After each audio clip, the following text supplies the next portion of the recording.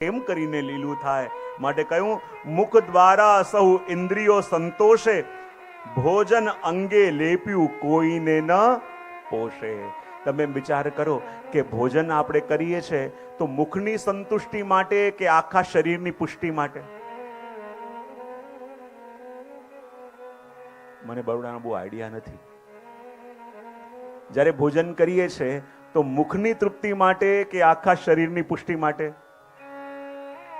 અને ક્યારેક તમે થાળી પીરસીને બેઠા હો અને કોડીઓ લેવા જાઓ અને તમે કહો, અરે મારે તો મારા આખા શરીરને સ્વસ્થ કરવું છે, ખાલી મુખને જ ભોજન આપો તો મુખ તુષ્ટ થશે, પણ આખા શરીરને એનર્જી કેવી રીતે મળશે? એમ વિચાર કરી એક થાળીમાં દાળ ભાત શાક બધું મિક્સ કરી અને આખા શરીરમાં લેપન કરો કે આખું શરીર મારું પુષ્ટ થાય. તો આખા શરીરમાં ભોજન લેપન કરવાથી શું શરીર પુષ્ટ થશે? પણ મુખમાં પધરાવશો તો આખું શરીર પુષ્ટ થશે. એમ આખા દુનિયાને રાજી કરવા જઈએ, આ દુનિયા રાજી નહીં થાય, પણ એક પ્રભુને પ્રસન્ન કર્યા તો આપોઆપ આખા જગતના કાર્યો સિદ્ધ થશે. એ વાત આપણા દયારામભાઈએ આપણને 7મા ચંદ્રાવળાની અંદર કહી અને આગળ 8મા ચંદ્રાવળાની અંદર એ જ વસ્તુને આગળ વધારતા ભગવાનના સ્વભાવનો પરિચય આપતા કહી રહ્યા છે. જો સ્વભાવ શ્રી કૃષ્ણનો જનના અવગુણ પણ જાણે, અવળું પડે અન્ય દેવને, સામું દુઃખ દે શત્રુ પ્રમાણે, પ્રમાણ નહીં ફળ દે તો હે જાય, હરિનું આપ્યું કદી નાશ ન થાય, અમર અલ્પવર અધિક પ્રયત્ન, પ્રભુ કોડી સાટે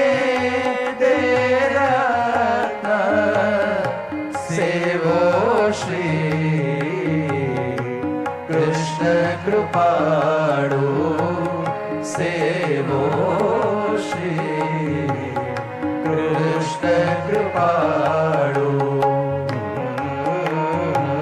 બધાએ ગાવાનું જોડે.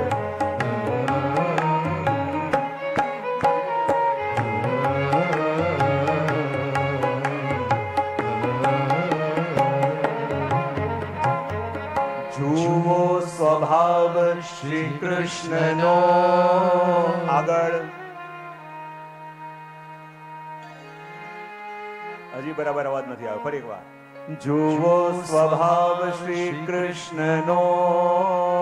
આગળ જનના અવગુણ પણ ગુણ જાણે, અવળું પડે અન્ય દેવને, આગળ દુઃખ દે શત્રુ પ્રમાણે, પ્રમાણ નહીં ફળ દે તો હે જાય, હરિનું કદી નાશ ન થાય, અમર અલ્પવર અધિક પ્રયત્ન, પ્રભુ કોડી સાટે દે રત્ન, સેવો શ્રી કૃષ્ણ કૃપાળુ, સેવો શ્રી કૃષ્ણ કૃપાળુ, સેવો શ્રી કૃષ્ણ કૃપાળુ, સેવો શ્રી કૃષ્ણ કૃપાળુ. જે પ્રભુથી જોડાવાની વાત, જે પ્રભુને ભજવાની વાત દયારામભાઈ કરે છે. સૌથી પહેલા બતાવે છે કે જુઓ તો ખરા, જેનાથી જોડાવાની વાત, જેની સેવા કરવાની વાત હું કરું છું એનો સ્વભાવ કેવો છે. અને પ્રભુના સ્વભાવનો પરિચય આપીને દયારામભાઈ કહે, જુઓ સ્વભાવ શ્રી કૃષ્ણનો, જનના અવગુણ પણ ગુણ જાણે. જુઓ સ્વભાવ શ્રી કૃષ્ણનો, જનના અવગુણ પણ ગુણ જાણે. જુઓ આપણા પ્રભુનો સ્વભાવ કેવો છે. આપણા અવગુણને પણ ગુણ ગણીને પ્રભુ જોઈ લે છે. બોલે કેવી રીતે? આપણા પ્રભુના સ્વભાવનો પરિચય આપતા કહેવાય ને, ભાગવતજીમાં પણ વર્ણન આવે ને કે જ્યારે પ્રભુના સ્વભાવનો પરિચય કેવી રીતે આપ્યો. અહો બકીયમ સનકાલ કૂટમ. જ્યારે સુખદેવજીને બોલાવવા માટે જ્યારે વ્યાસજીના શિષ્યો ગયા અને પ્રભુના સ્વભાવનો પરિચય આપ્યો કે પ્રભુ કેવા છે, તો કહ્યું અહો બકીયમ સ્તનકાલ કૂટમ. એવા પ્રભુ કે જેની પાસે પેલી પૂતના આવી હતી. શેના માટે? પ્રભુની સેવા કરવા નહીં, પ્રભુને મારવા માટે. અને જે પૂતના ભગવાનની પાસે આવી હતી પ્રભુને સુખ આપવા નહીં, પ્રભુને વિષ આપવા માટે. તો પણ જુઓ તો ખરા અમારા પ્રભુનો સ્વભાવ કેવો. પ્રભુને મારવા માટે આવેલી, પ્રભુને વિષ પાવા માટે આવેલી પૂતનાને પણ ભગવાને મારીને મા યશોદાની ગતિ આપી. ભગવાને એ ન જોયું કે રાક્ષસી મારી પાસે આવી છે. ભગવાને એટલું જ જોયું કે કોઈ પણ છે આવી છે તો મારી ગોપીનું રૂપ લઈ લે. ભગવાને એ ન જોયું કે મને વિષ પાવા માટે આવી છે. ભગવાને એટલું જ જોયું કે આ પણ એ જ કામ કરવા આવી છે કે જે કામ મારી યશોદા મૈયા રોજ કરે છે. અને પોતાને વિષ પાવા માટે આવેલી પૂતનાને પણ જે મારીને મા યશોદાની ગતિ આપી શકે એવો સ્વભાવ મારા પ્રભુ સિવાય બીજા કોણ હોઈ શકે કે જે ભક્તની કૃતિ પણ નથી જોઈતા, ભક્તની પ્રકૃતિ પણ નથી જોતા, માત્ર કૃતિ જોઈને કૃપા કરી દે.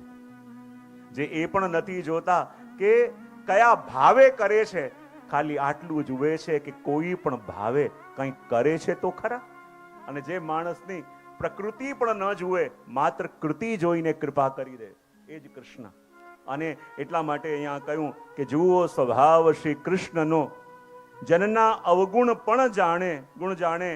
અવડું પડે અન્ય દેવને, સામું દુઃખ દે શત્રુ પ્રમાણે. અને જુઓ બીજે બધે કદાચ કોઈ દેવનું આરાધન કરતા હોઈએ અને એમાં જરાક ઉચ્ચારણમાં પણ ભૂલ પડે, બોલવામાં પણ ભૂલ પડે, તો વરદાનની જગ્યાએ શ્રાપ મળે કે નહીં? ઇન્દ્રને મારે એવો પુત્ર જોઈતો હતો અને અશુદ્ધિ થઈ અને ઇન્દ્રથી મરે એવો પુત્ર શ્રવણ કરીએ છીએ ને ભાગવતજીમાં આપણે. ઇન્દ્રાસન માંગવું હતું અને નિંદ્રાસન થઈ ગયું, એવું પણ આપણને વર્ણન મળે છે. તો કહેવાય કે જ્યાં બીજા દેવોમાં આપણે ઉપાસના કરીએ અને જરાક અશુદ્ધિ થાય, જરાક મંત્રમાં ભૂલ પડે, જરાક બોલવામાં ભૂલ પડે, તો આપણને વરદાનની જગ્યાએ શ્રાપ મળી જાય. પણ આપણા પ્રભુ એ નથી જોતા કે આ શું કરે છે. આપણા પ્રભુ એટલું જ જોવે કે કેમે કરીને સન્મુખ આવીને બેસે તે તો ખરા. અવડું બોલીએ તો પણ પ્રભુ સીધું સાંભળી લે, એવા આપણા પ્રભુનો સ્વભાવ. નથી પેલો પ્રસંગ આવતો ને આપણે ત્યાં રૂપાપોરિયાનો, કે જે રૂપાપોરિયાને બહાર શ્રીનાથજીની બહાર આખી રાત પહેરો ભરવાની સેવા મળી હતી. અને પહેરો ભરે અને સવારે મંગળાના દર્શન કરી અને પછી સુવા જાય, આખી રાત જાગ્યો હોય. અને જ્યારે એક દિવસ મંગળાના દર્શન કરવા ગયા તો ત્યાં ગોવિંદ સ્વામી સુંદર પદ ગાતા હતા કે જાગીએ ગોપાલાર ભોર ભયો પ્યારે. અને જ્યાં આ પદ સાંભળ્યું રૂપાપોરિયાને એટલું સુંદર લાગ્યું, જો કેટલું સુંદર પદ છે. અને પછી તો આખો દિવસ એ જ પદની કડીઓ એમના મનમાં અને એમના મુખમાં ચાલે. હવે રાતે જ્યારે પહેરો ભરવા માટે આવ્યા, નિંદર આવવા લાગી તો કયું કોઈએ કીધું હતું કે રાતે નિંદર આવતી હોય તો જોર જોરથી ગાવા લાગો તો નિંદર ન આવે. હવે બીજું કંઈ આવડતું નતું, ગાય શું સુંદર પદ હતું. અને રાતે પહેરો ભરતા હતા અને મોટે મોટેથી ઘાંટા પાડે, જાગીએ ગોપાલલાલ ભોર ભયો પ્યારે, જાગીએ ગોપાલલાલ. આજુબાજુ વાળા જેટલા સૂતા હતા બધા જાગી ગયા કે આને પ્રભુને પોઢાવાની સેવા મળી છે કે જગાવાની. અડધી રાતે ગાઈ રહ્યો છે જાગીએ ગોપાલલાલ, જાગીએ ગોપાલલાલ. અને જ્યાં અડધી રાતે ઘાંટા પાડી પાડીને ગાય, થોડા દિવસ સુધી એમને એમ ચાલતું રહ્યું. અને જ્યાં થોડા દિવસ સુધી એમને એમ ચાલ્યું, ફરિયાદ ગઈ ગોવિંદ સ્વામી પાસે કે જુઓ આ તો રોજ રાતે મોટે મોટેથી ઘાંટા પાડી પાડીને ગાઈ રહ્યા છે, અને ત્યારે ગોવિંદ સ્વામી એમને બોલાયા અને કહ્યું કે આખી રાત તમે શું ગાઓ છો? બોલે હું તો આપનું પદ ગાઉં છું. બોલે શું ગાઓ છો? કયો પદ ગાઓ છો? બોલે જાગીએ ગોપાલલાલ ભોર ભયો પ્યારે. ગોવિંદ સ્વામી કહે એ પદ મેં મંગળામાં ગાયું હતું, રાતે, અડધી રાતે નહીં. પ્રભુને પડવા દેવા છે કે નહીં? ખબરદાર, કાલથી ગાયું છે તો. અને જ્યાં ગોવિંદ સ્વામીએ ના પાડી અને રૂપાપોરિયા જ્યારે રાતે પહેરો ભરે અને એવું પદ યાદ આવે, કેવું સુંદર પદ હતું. અને જ્યારે ઘાંટા પાડી પાડીને ગાતો હતો એટલે મારી નિંદર ઉડતી હતી અને આજુબાજુ વાળાની ઉડતી હતી. કેવો આનંદ આવતો હતો. અને ગોવિંદ સ્વામીએ ગાવાની ના પાડી, હવે ગાઈ ન શકાય એટલે આખી રાત ગાયું નહીં. અને બીજે દિવસે જ્યારે શ્રી ગુસાઈજી પ્રભુચરણ શ્રીનાથજી બાવાને જગાવવા ગયા તો શું જોયું? શ્રીનાથજી બાવાના નેત્ર અરુણ છે. ગોવિંદ સ્વામી શ્રી ગુસાઈજી કહ્યું, પ્રભુ આપના નેત્ર લાલ લાલ કેમ લાગી રહ્યા છે? તો શ્રીનાથજી કે આખી રાત હું સૂતો નતો. બોલે કેમ? બોલે આટલા દિવસથી મારી ટેવ પડી ગઈ હતી, જ્યાં સુધી મારો રૂપાપુરિયા લોરી ન ગાય ત્યાં સુધી મને નિંદર ના આવે. અને ગોવિંદ સ્વામી એમને ગાવાની ના પાડી એટલે હું આખી રાત સૂઈ ન શક્યો. શ્રી ગુસાઈજી ગોવિંદ સ્વામીને બોલાવ્યા અને કહ્યું, તમે રૂપાને ગાવાની ના કેમ પાડી? ગોવિંદ સ્વામી કે ના એટલા માટે પાડી કૃપાનાથ કે અડધી રાતે ઘાંટા પાડી પાડીને ગાતો હતો કે જાગીએ ગોપાલલાલ, જાગીએ ગોપાલલાલ, એટલે ના પાડી. ત્યારે ગુસાઈજીએ કહ્યું કે તમે રૂપાપોરિયા શું બોલે છે એ સાંભળ્યું, પણ એ શું વિનંતી કરે છે ન સાંભળ્યું. એ ભલે ગાતા હતા જાગીએ ગોપાલલાલ, પણ મનથી વિનંતી કરતા હતા, પ્રભુ આપ ચેનથી પહોંચજો, હું અહીંયા પહેરો ભરું છું. પ્રભુ આપ સુખેથી પહોંચજો, હું અહીંયા પહેરો ભરું છું. તમે બધાએ એમના શબ્દો સાંભળ્યા, પણ શ્રીનાથજી બાવાએ એની વિનંતી અને એના ભાવ સાંભળ્યા. કાલથી રૂપાપુરિયા જે ગાય, જેવું ગાય એને ગાવા દેજો. તો આપણા પ્રભુ કેવા છે? જુઓ સ્વભાવ શ્રી કૃષ્ણનો કે જનના અવગુણ પણ ગુણ જાણે. આપણી કરેલી ભૂલને પણ આપણા પ્રભુ ઉત્તમ માનીને સ્વીકારે છે કે અવળું પડે અન્ય દેવને, સામું દુઃખ દે શત્રુ પ્રમાણ. પ્રમાણ નહીં ફળ દે તો પણ જાય. જો સુદાસજી પણ કહે છે ને કે આપણા પ્રભુનો સ્વભાવ કેવો? બોલે માણસનો સ્વભાવ કેવો ને પ્રભુનો સ્વભાવ કેવો? તો સુદાસજી કહે, દેખો દેખો હરિજુ કો એક સ્વભાવ, રાઈ જીતી સેવા કો ફલ માનત મેરુ સમાન. આપણા પ્રભુનો સ્વભાવ કેવો? કોઈ રાઈ જેટલી સેવા કરે તો પણ ભગવાનને મેરુ જેવી લાગે. અને આપણો સ્વભાવ કેવો? કોઈ આપણને મેરુ આપી દે તો એ બધાને ખબર છે. અને જુઓ રાઈ જેટલી જેવાને એટલે તો કહ્યું કે જો અમર અલ્પવર અધિક પ્રયત્ન, પ્રભુ કોડી સાટે દે રત્ન. કે કોઈ કોડી પણ ધરે ને એના બદલામાં પણ પ્રભુ એની કોડીને પણ રત્ન બનાવી દે. જ્યારે સુદામા પણ પ્રભુની પાસે ગયા, તાંદુલ લઈને ગયા અને પ્રભુએ એ તાંદુલના બદલામાં એમને કેવું રાજ્ય આપી દીધું અને કેટલી સમૃદ્ધિ આપી દીધી. ફળના બદલામાં પણ રત્ન બનાવી દીધા. એવા એવા પ્રસંગો મળે છે. અને આપણને પણ ખબર નથી હોતી કે જીવનમાં આપણે જે પણ કંઈ પામ્યા છીએ, આપણે તો પ્રભુને કંઈ આપી શક્યા નથી, પણ આપણી રંજક સેવાને પણ પ્રભુએ કેટલી અધિક જાણીને ગ્રહણ કરી છે. જ્યારે એનો અનુભવ આપણે કરીએ ને ત્યારે આપણને લાગે કે આપણે તો ખાલી પ્રભુને પ્રેમ કરવાની વાતો કરીએ છીએ, પણ આ જગતમાં પ્રભુ જેવો પ્રેમ નિભાવતા બીજા કોઈને આવડતું નથી. આપણે ખાલી પ્રેમની મોટી મોટી વાતો કરી શકીએ, પણ પ્રેમ નિભાવવું કોને કહેવાય એ તો આપણા પ્રભુને જોઈએ ત્યારે ખબર પડે. માટે કહું અમર અલ્પવર અધિક પ્રયત્ન, પ્રભુ કોડી સાટે દે રત્ન. અને આપણા પ્રભુ એવા કે અલ્પ પ્રયત્ન કરેલા હોય એને પણ પ્રભુ અલૌકિક કરી દે. એ આપણા પ્રભુનો સ્વભાવ. અને આગળ વર્ણન કરતા 9મા ચંદ્રવડાની અંદર દયારામભાઈ કહી રહ્યા છે, વેલું પીતા જો તેલ નીકળે, જળ મધ્યે જો નવનીત હોય, મૃગ જળથી જો તૃષા ટળે તોય, હરિ ભક્તિ વિના ભદ્ર ન હોય. ન હોય ભદ્ર હરિ વિના કદાપી, અભયન હરિ વિના કોશ કે આપી.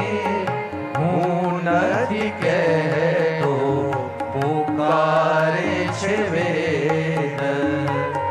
સ્મરો શ્રી કૃષ્ણ ટળે સહુ ખેદ સેવો શ્રી કૃષ્ણ કૃપાળુ સેવો શ્રી કૃષ્ણ કૃપાળુ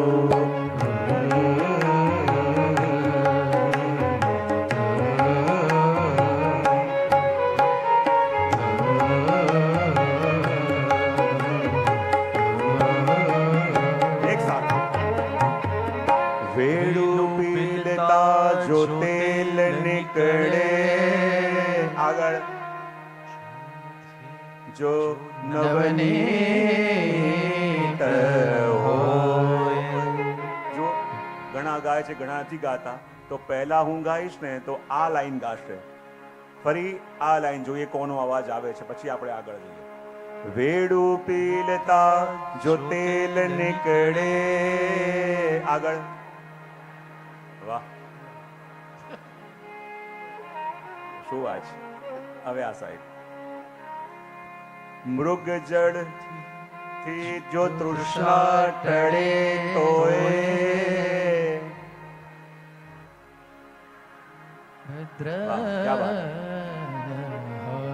ન હોય ભદ્ર વિના કદાપી અભયન હરિ વિના કોશકે આપી હું નથી કહેતો પુકારે છે વેદ સ્મરો શ્રી કૃષ્ણ ટળે સહુ ખેદ સેવો શ્રી કૃષ્ણ કૃપાળુ સેવો શ્રી કૃષ્ણ કૃપાળુ સેવો શ્રી કૃષ્ણ કૃપાળુ સેવો શ્રી કૃષ્ણ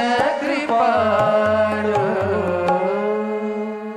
જો આ નવમા ચંદ્રાવડાની અંદર દયારામભાઈ આપણને બતાવે છે કે આ જીવનમાં પ્રત્યેક મનુષ્ય એમ ચાહે છે કે મને સુખ મળે, અને એ સુખને મેળવવા માટે વ્યક્તિ પ્રયત્નો પણ ઘણા બધા કરે છે. બધું મળે છે, પણ જેના માટે પ્રયત્ન કરે છે એ સુખ ખાલી મળતું બહુ સરસ. તો અહીંયા કહ્યું કે વ્યક્તિ માત્ર, જીવ માત્ર પ્રયત્ન કરે છે કે અમને સુખ મળે. જે પણ કાર્ય કરે, જે પણ પ્રવૃત્તિ કરે, એકમાત્ર ઉદ્દેશ હોય કે મને સુખ મળે. હવે જેના માટે વ્યક્તિ પ્રયત્ન કરતો હોય તો આજ નહીં તો કાલ મળવું તો જોઈએ કે નહીં? હા કે ના તો પાડો. પણ સુખ મેળવવા માટે બધા પ્રયત્ન કરે છે, પણ એ સુખ મળતું કેમ નથી? તકલીફ એક જ છે. બોલે શું? પેલો રબિયાનો પ્રસંગ આવે છે ને કે પોતાના ઘરની બહાર કંઈ ગોતતી હતી, અને બે મુસાફરો ચાલતા ચાલતા આવ્યા અને આવીને કહે કે બેન શું ગોતી રહી છે? બોલે મારી સોનાની ચેન પડી ગઈ છે. બોલે અમે પણ મદદ કરીએ. બોલે હા. 1.5-2 કલાક સુધી એમણે પણ ગોતાયું, પણ કાંઈ દેખાયું નહીં. ત્યારે પેલા મુસાફરે કહ્યું કે તારી સોનાની ચેન પડી ક્યારે, ક્યાં હતી? તો કે ગામની બહાર. તો અહીંયા કેમ ગોતે છે? બોલે ત્યાં અંધારું છે ને અહીંયા લાઈટ છે. એને જોવા જઈએ તો આપણી પણ દશા કાંઈક એના જેવી છે. વસ્તુ ખોવાઈ છે ક્યાંક અને ગોતીએ છે. જે વસ્તુ મેળવવી છે એ છે ક્યાંક, પણ આપણા પ્રયત્ન બીજે ક્યાંક ચાલી રહ્યા છે. અને જે વસ્તુ જ્યાં હોય ત્યાં ગોતવા ન જઈએ તો એ વસ્તુ આપણને ક્યાંથી પણ મળી શકતી નથી. તો જીવ માત્ર સુખ મેળવવાનો પ્રયત્ન કરે છે, જીવ માત્ર આનંદ મેળવવાનો પ્રયત્ન કરે છે, પણ આનંદ મળતો કેમ નથી? તો અહીંયા દયારામભાઈ એનો ઉપાય આપણને બતાવે છે અને કહે છે કે વેડું પીલતા જો તેલ નીકળે, જળ મધ્યે જો નવનીત હોય. હવે જો તમે વિચાર કરો કે હું મારા પ્રયત્નથી કે મારા સાધનોથી કે મારી ઉપલબ્ધિઓથી જીવનમાં મારે જે સુખ મેળવવું છે એ હું મેળવી લઈશ. ભગવાનના વિના હું જીવનમાં શાંતિ મેળવી લઈશ. તો દયારામભાઈ દ્રષ્ટિકોણ આપે છે અને કહે છે કે વેડું પીલતા જો તેલ નીકળે, યાની તમે ક્યારેક ગલ્ફ તરફ ગયા હો અને વિચાર કરો કે અહીંયા તો બહુ ઓઇલ નીકળે છે અને બહુ ઓઇલ નીકળે છે, ને જ્યારે ત્યાં ડેઝર્ટમાં ગયા હતા, રણમાં ગયા હતા, તો વિચાર કર્યો થોડા આ રેત છે એટલે અહીંયા બહુ તેલ નીકળે છે, અને થોડા કોથળા ભરીને રેત અહીંયા વડોદરા લઈ આવ્યા. રેત ભરીને લઈ આવ્યા અને વિચાર કર્યો કે ત્યાં એટલું રેત છે, એમાંથી ઓઇલ નીકળે છે, તો આપણે પણ પ્રયત્ન કરીએ અને બધા રેતના ઢગલા ઘરમાં કરી અને મિક્સર ગ્રાઇન્ડરમાં તમે રેતને ફેરવો કે આમાંથી તેલ નીકળશે, તેલ નીકળશે. તો તેલ નીકળશે ખરા? હા, વેડું પીલતા જો તેલ નીકળે, જળ મધ્યે જો નવનીત હોય. અને તમે કહો કે જુઓ આ દહીં અને છાછને મથીએ તો અંદરથી માખણ નીકળે. બોલે પહેલા દહીં હતું પણ માખણ ન નીકળ્યું, પણ એમાં પાણી ભેળવ્યું અને પાણી ભેળવ્યું અને પછી મંથન કરીએ છીએ તો માખણ નીકળે છે. એનો મતલબ એમ કે માખણ પાણીમાં હશે. અને એમ વિચાર કરી તમે પાણીને આખી જિંદગી મથ્યા કરો તો શું એમાંથી માખણ નીકળશે? તો પહેલા કહ્યું વેડું પીલતા જો તેલ નીકળે, જળ મધ્યે જો નવનીત હોય અને મૃગજળથી જો તૃષ્ણા ટળે. તમે એકલા રણમાં જતા હો અને બહુ તરસ લાગી હોય તો ત્યાં તમને સામે જલ છે એવો આભાસ થાય ને, જેને મૃગજળ કહેવાય. એ મૃગજળ બધાને રણમાં દેખાય, પણ આજ સુધી કોઈની પણ તૃષા કે કોઈની પણ પ્યાસ પેલા મૃગજળે શાંત કરી છે ખરા? હા કે ના? તો પાડો. તો કઈ મૃગજળથી જો તૃષ્ણા ટળે તો એ હરિભક્તિ વિના ભદ્ર ના હોય. જો અહીંયા કહ્યું કે રેતને તમે ગ્રાઇન્ડ કરો કે રેતને તમે પી લો તો એમાંથી ક્યારે પણ તેલ ન નીકળે. પણ દયારામભાઈ કહે એકવાર માની લો કે તેલ કે રેતને મળતા વળતા માનો એમાંથી તેલ પણ નીકળી ગયું. પાણીનું મંથન કરીએ તો જલમાંથી ક્યારે પણ નવનીત નીકળતું નથી. દયારામભાઈ કે એકવાર માની લો કે પાણીનું મંથન કરતા કરતા એમાંથી માખણ નીકળ્યું, અસંભવ સંભવ થયું. મૃગજળથી કોઈની પ્યાસ ન મટે. દયારામભાઈ કે એકવાર માની લો કે મૃગજળથી પણ કોઈની પ્યાસ મટી.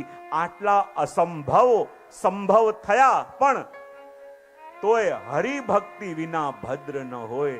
પણ જ્યાં સુધી પ્રભુની ભક્તિ હૃદયમાં નથી આવી, જ્યાં સુધી પ્રભુની પ્રીતિ હૃદયમાં નથી જાગી, ત્યાં સુધી મનુષ્યનું કલ્યાણ કોઈ પણ હિસાબે આ જગતમાં થઈ ન શકે. પ્રભુની ભક્તિ મળે ત્યારે જીવનમાં ધન્યતા આવે. પ્રભુમાં પ્રીતિ થાય ત્યારે માનવાનું કે આ જીવન ધન્યતા તરફ જઈ રહ્યું છે. ન હોય ભદ્ર હરિ વિના કદાપી, અભય ન હરિ વિના કો શકે આપી. અહીંયા પ્રભુ કહી રહ્યા છે કે દયારામભાઈ કહી રહ્યા છે કે જુઓ પ્રભુની ભક્તિ વિના ક્યારે પણ કલ્યાણ ન થાય. વિદુરજી પણ મૈત્રેયજીને પૂછે છે ને કે જીવ માત્ર સુખની પ્રાપ્તિ માટે પ્રયત્ન કરે છે પણ જીવનમાં સુખ તો મળતું નથી, વધારામાં વધારે દુઃખી થતો જાય છે, એવું કેમ? ત્યારે એમણે પણ એક જ વસ્તુ કહી કે જીવ માત્ર સુખ મેળવવાનો પ્રયત્ન કરે છે પણ જ્યાં સુખ છે ત્યાં જતો નથી.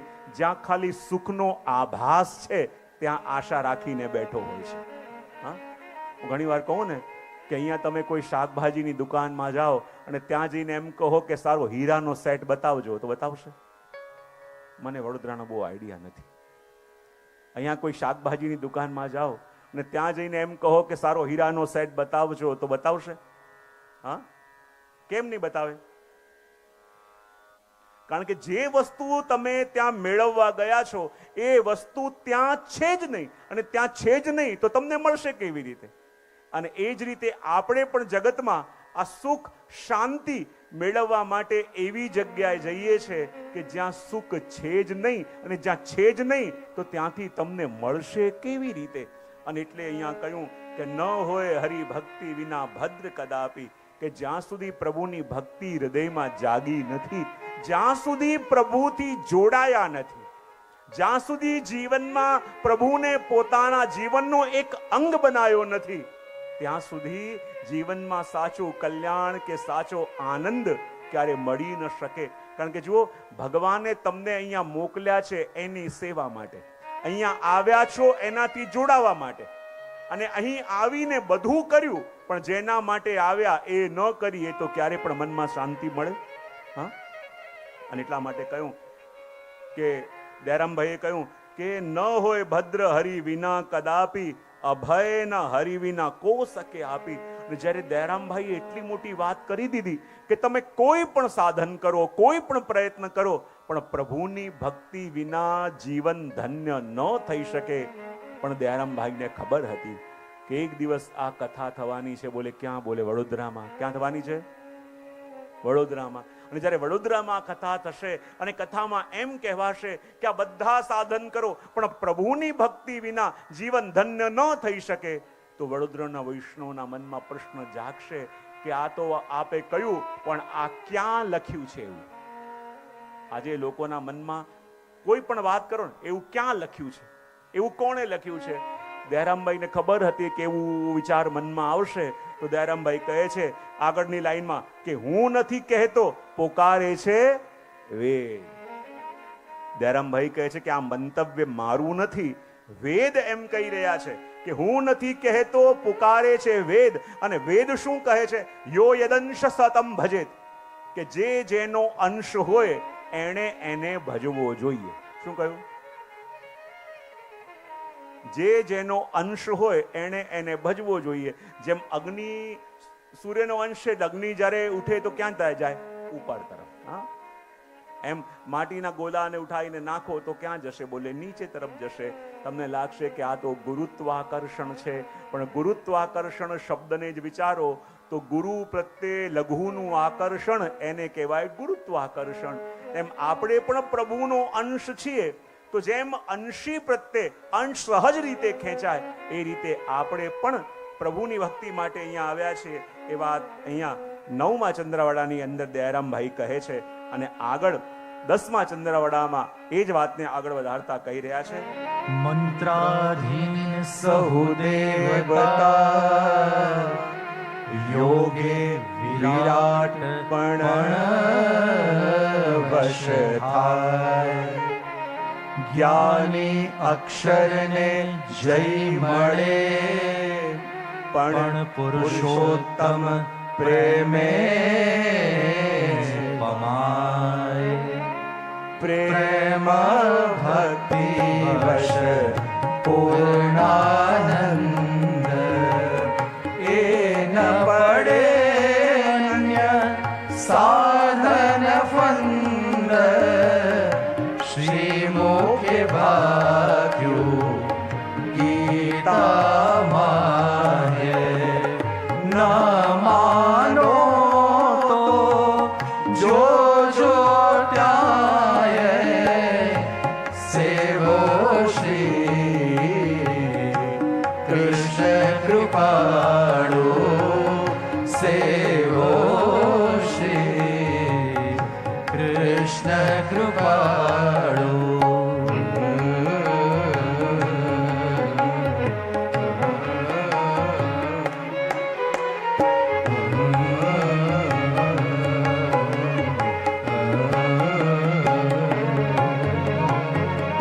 મંત્રાધીન સહુદેવતા. આગળ વિરાટ પણ વશ થાય, જ્ઞાની અક્ષરને જય મળે, પણ પુરુષોત્તમ પ્રેમે જ પમાય. પ્રેમ ભક્તિ વશ પૂર્ણાનંદ. આગળ એ ન પડે અન્ય સાધન ફંદ, શ્રી મુખે ભાગ્યું ગીતા માય. આગળ ન માનો તો જો જો ત્યાંય, સેવો શ્રી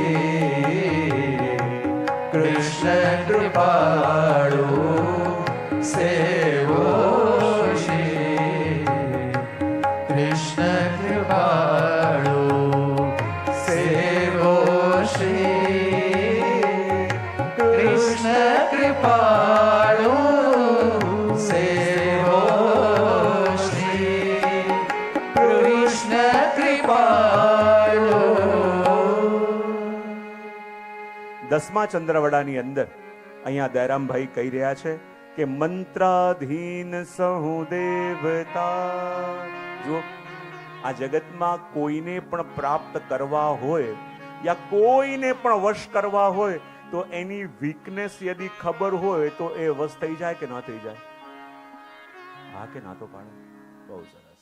તો અહીંયા કહ્યું કે કોણ કોને આધીન છે, અને જેને આધીન હોય આપણે એનો આશ્રય કરીએ તો એ આપણા આધીન થઈ જાય, આપણા વશ થઈ જાય.